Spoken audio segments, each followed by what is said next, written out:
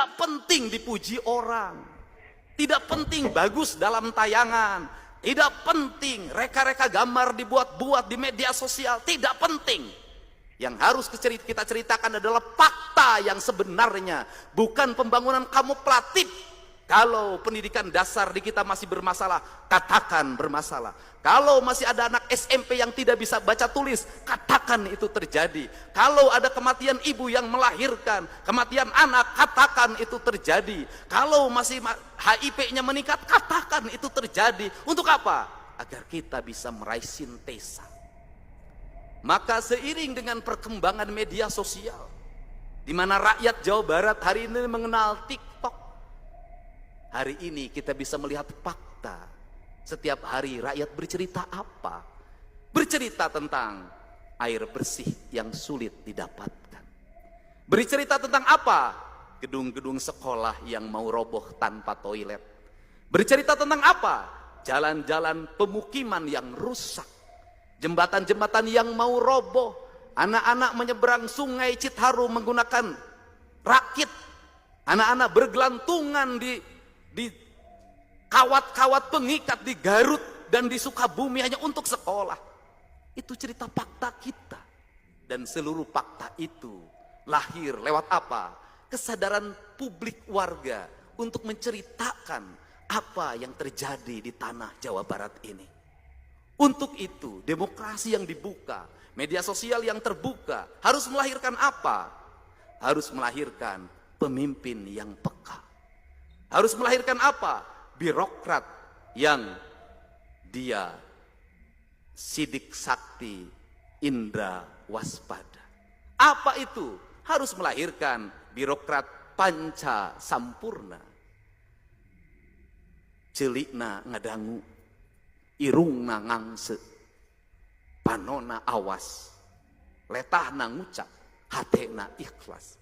Maka konektivitas para birokrat untuk melihat perkembangan yang terjadi di jagat media sosial adalah kepekaan untuk membaca situasi. Para kepala desa harus membuka ruang rumahnya untuk dikunjungi warga dalam setiap waktu. Tidak bisa warga harus datang dari ujung Garut, ujung Sukabumi, ujung Cirebon, terus-terusan ke Lembur Pakuan. Mereka terlalu jauh untuk berjalan. Para camat juga harus membuka diri, membuka ruangnya, terkoneksi dengan para bupatinya yang harus handphonenya menyala, terkoneksi dengan gubernurnya, maka kita bisa berjalan seiring dan sejalan, sarendek, saigel, sabobot, sapihanean, kacai jadi salewi, kadarat jadi salogak. Kalimat sa itulah kalimat jamak menjadi tunggal. Jamak artinya apa? Kita ada ragam partai politik. Kita ada ragam daerah. Kita ada ragam kepentingan. Ada ragam baju. Tetapi seluruh keragaman itu manakala didorong oleh kebeningan hati, maka akan lahir kemanunggalan. Yaitu kalimat sa. Kalimat yang mempertautkan. Kalimat yang mempersatukan. Kalimat yang menyatukan. Yang tanpa jeda. Bahwa di antara kita yang bekerja, baik legislatif, eksekutif, yudikatif, dari mulai gubernur, para ketua DPRD, para wakil ketua, para anggota dan seluruh sampai pada tingkat RT, RW, bupati, wali kota, lurah, camat, kepala desa, kuwu. Ada yang menyatukan, yaitu kalimat ilah, la ilaha illallah. Kalimat ilah itu adalah kalimat keikhlasan. Bahwa kita bekerja bukan untuk partai.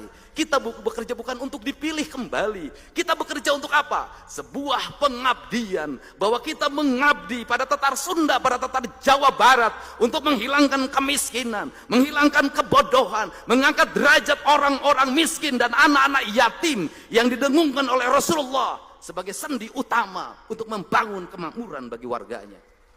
Inilah. Kerangka pijak inilah yang harus dibangun di antara kita. Kita membangun bukan untuk 5 tahun. Kita membangun bukan untuk 10 tahun. Kita membangun bukan untuk kita. Kita membangun untuk masa depan anak cucu kita.